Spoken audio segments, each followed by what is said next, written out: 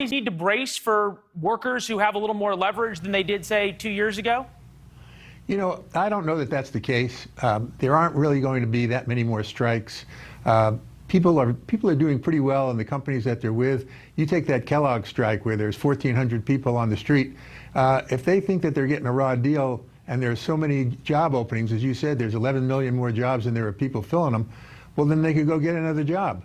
But here's a case, again, using that Kellogg situation, which that news story that you read a headline from related to.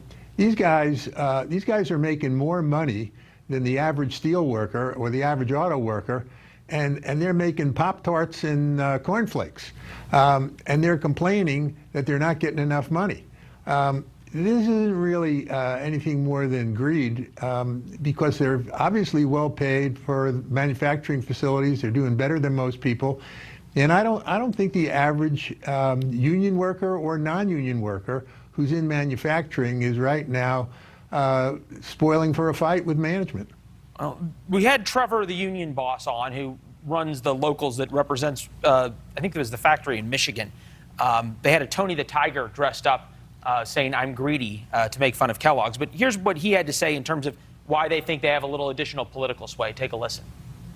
Our future is not for sale. The company has been insisted upon a two-tiered benefited system that will not allow some of our current workforce to get to the premium health care and also the pension. I also think that the climate of the country is workers are standing up, and everyone across the entire nation is fed up with the elite taking everything. I'm not sure President Biden's given an economic speech in the past 9 months that hasn't included the word union jobs. They've got a friend in the White House. Does that mean anything?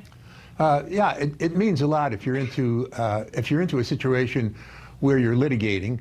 But in general, in contract negotiations, it's really just about whether or not the company is willing to take a strike or the employees are willing to go without pay and walking off the job. And in this particular case, again, I mean, I don't know the real details of this Kellogg strike, but from what I've heard, what I've seen in the papers, and actually what that one fellow that you were speaking to talked about, this two-tier structure, which basically says that new employees are not going to get the same deal that current employees are getting. So what you have is the union saying that this is a major sticking point in their strike. They're taking people out on the street. They're not going to get paid, and they're striking over the benefit package for employees who don't work there, who've yet to apply for a job there.